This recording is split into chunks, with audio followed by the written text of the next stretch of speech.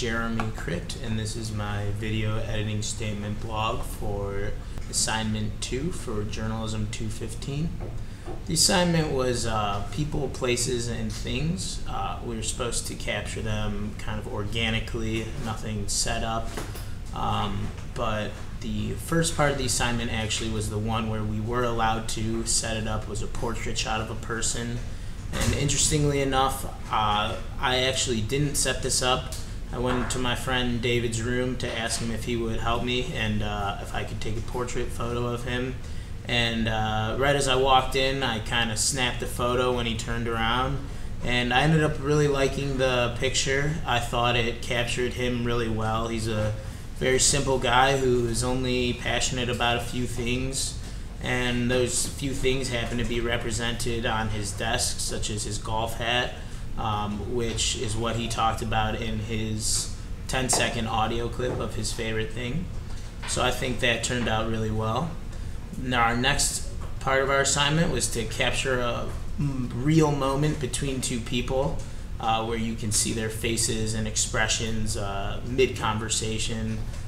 And for me, I walked into my friend's apartment the night after my fraternity had a semi-formal date event, and two of my friends were on the couch talking about the date event. And what I really like about the picture is, without even knowing what they're talking about, you can almost tell that they're the one on the left, Sean, they're talking about his date. He's kind of fiddling with his fingers, looking down, whereas the one on the right, Keaton, he's looking up, looking confident, doesn't look uncomfortable at all. So I thought it really kind of captured the mood of the situation, and I thought that was a really cool photo.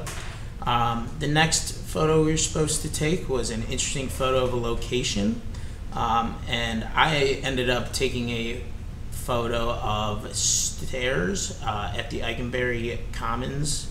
And what I really liked about this photo was I lived in the Eikenberry Commons when I was a freshman. I walked by that staircase, every day, multiple times a day, and I never have seen it in that light before. I thought it really gave it an interesting perspective that I'd never seen, and I thought others should see it as well.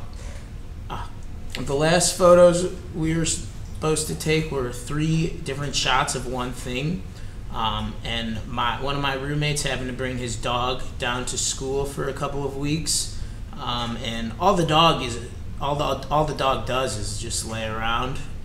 So I decided to just take different pictures of the dog laying around, and I really like these because essentially they're the same picture of just the dog doing nothing, but they're so different at the same time. Now moving on to the audio, aside from the 10-second audio clip of the person I took my portrait of, David, telling me about golf, I also had a Sounds of Civilization audio, and this was of a gym at the Arc. What I really like about that audio is you don't just hear basketballs dribbling or people running, but you hear a variety of activities. You hear the basketball hitting the rim, the sneakers squeaking, there's some music playing in the background. So I think it really captures civilization well. My sound of nature, I actually went to a horse pen, but what I really like about this audio is that it's at a horse pen, but the horses don't dominate the audio. You can kind of hear them in the background as you would if you just happen to be walking by the pen. Horses aren't inherently loud animals when they're just walking around or standing around, but you can hear that they're there and you can hear their environment. So I think it's a really cool audio clip. And the last thing is a sound of something that makes noise. And what I decided to do for this one was to record my coffee maker. It's a Mr. Coffee maker. And what I liked about this was it's a simple thing that I use every single morning, but I never even stopped to really listen to it. And and hear what it actually sounds like.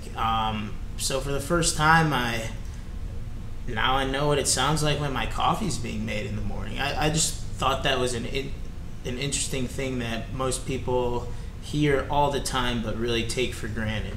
So overall, what I learned from this assignment was that you don't have to go to some cool faraway land to get an interesting soundbite or an interesting photo. For half of these, I stumbled upon my final product by accident. The picture of David, for instance, or the coffee maker. So I had a lot of fun doing this, and I really learned a lot. Thank you.